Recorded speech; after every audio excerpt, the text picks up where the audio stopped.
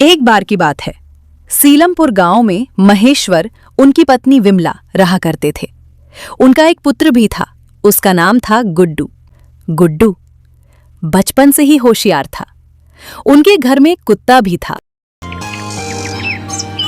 एक दिन जब गुड्डू स्कूल से अपने दोस्तों के साथ घर आ रहा था, तभी रास्ते में उसे ब्राउनी दिखा।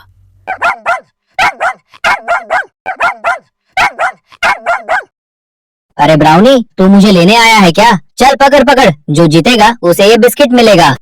दोनों घर की तरफ भागने लगे।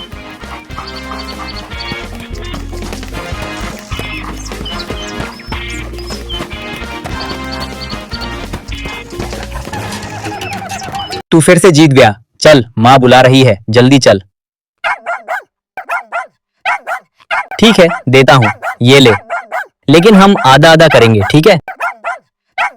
गुड्डू जैसे ही अंदर पहुंचा, उसने देखा कि उसकी बुआ आई हुई है।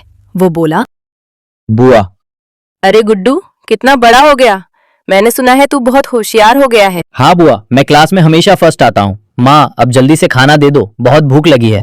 भाभी, भूख तो मुझे भी लगी है, मेरे लिए भी खाना ले आओ। आप सब हाथ धो लीजिए, मैं आपके लिए खाना लगाती हूँ। सब ने खाना खाया।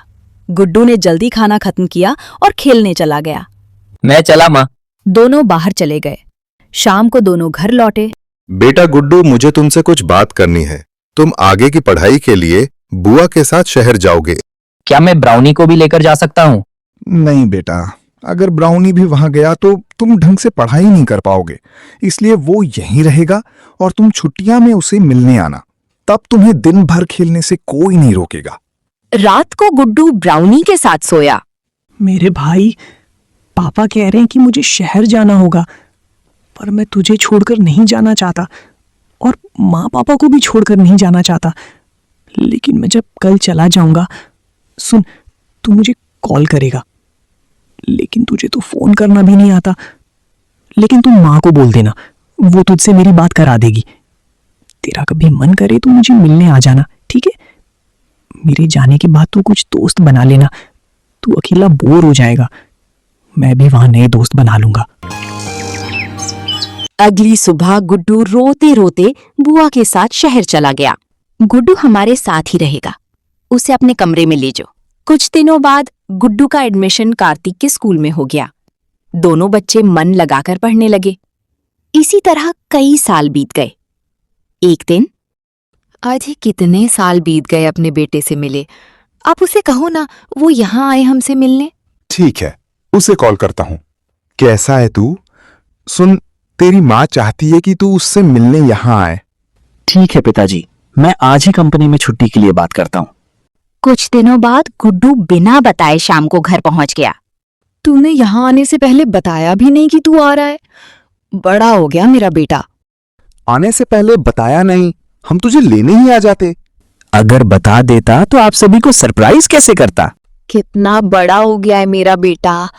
चल, हाथ मुंह धो ले, मैं तेरे लिए खाना बनाती हूँ। अचानक उनके घर के बाहर से एक बछड़ा जंगल की ओर जा रहा होता है। अरे कोई रोको उसे, जाने मत दो भाई। खाना खाते वक्त गुड्डू अपनी माँ से बोला, लगता है यहाँ जंगली जानवरों का ज्यादा ही आतंक फैला हुआ है, तभी तो लोग इतना डर रहे हैं जंगल जाने से।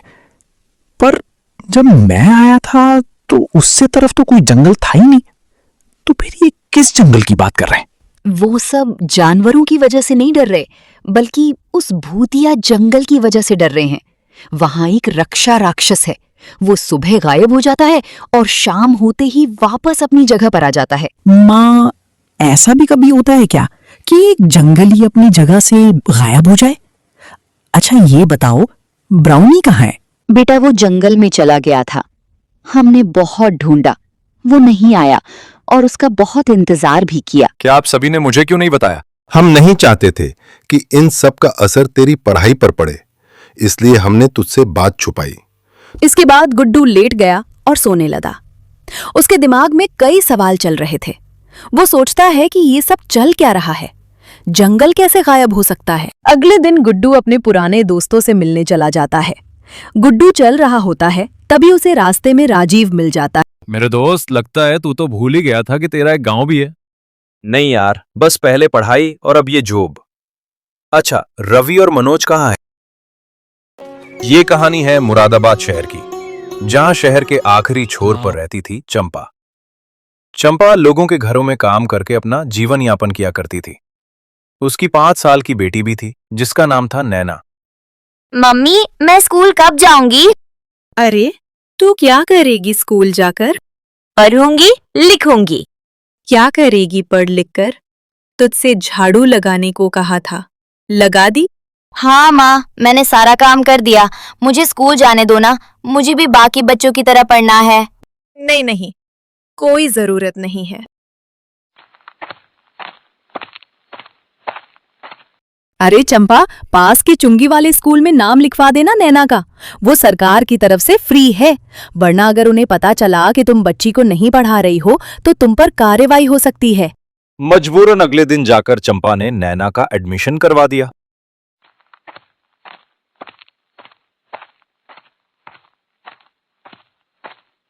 अब कल से तू स्कूल जाएगी, लेकिन एक बात याद रखना, कभी किसी अनजान इंसान से मत बात करना। कोई अजनबी मिले और वो कोई तुझे चीज दे तो मत खाना। ठीक है मम्मी, नहीं खाऊंगी। और हाँ, घर का काम ना छूटना चाहिए स्कूल के चक्कर में। नहीं छूटेगा माँ। शाम का वक्त था, सूरज ढल रहा था। तभी राधा फिर से आ गई। चंपा रसोई में जाती है और 2 कप चाय तैयार करती है। फिर दोनों सहेलियां चाय की प्याली लेकर चौखट पर बैठ जाती हैं। तो अब तो तू स्कूल वाली मम्मी बन गई है। हाँ, वो तो है। अच्छा, खैर, अब मेरा एक पुराना हिसाब तो बाकी है। क्या मतलब? याद है ना, तूने मुझसे कुछ साल पहले 5,000 रुपए लिए थे। अब तक 1 रुपया ना दिया है। हर बार बहाने बना देती है। राधा, तू जानती है ना मेरी हालत कैसी है। कभी नैना बीमार पड़ गई, कभी काम छूट गया। अब किसी तरह उसका एडमिशन कराया है। बस थोड़ा वक्त और दे दे, लौटा दूंगी ना तुझे। अगले दिन सुबह स्कूल जाते वक्त नैना कहती है, मम्मी, मेरे स्कूल में सब बच्चे रंग बिरंगे अच्छे अच्छे बैग लेकर आते हैं। मेरा थैला तो गंदा सा है, मुझे भी नया बैग चाहिए। बेटा, वो तो बहुत महंगे होते हैं, जब पैसे होंगे तो दिला दूंगी। नैना उदास होकर स्कूल जाती है। लेकिन उस दिन स्कूल के बाहर एक लंबा काला कोट पहने एक आदमी खड़ा होता है। अरे बिटिया, सुनो। कौन हो आप?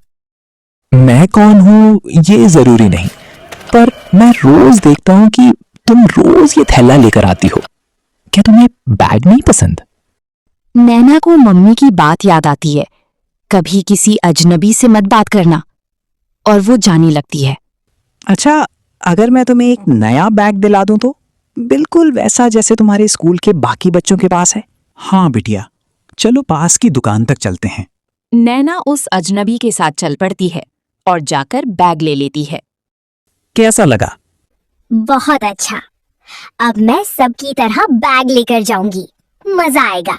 नैना वहां से स्कूल चली गई और फिर जब शाम ढली तो नैना स्कूल से लौटकर घर में दाखिल हुई।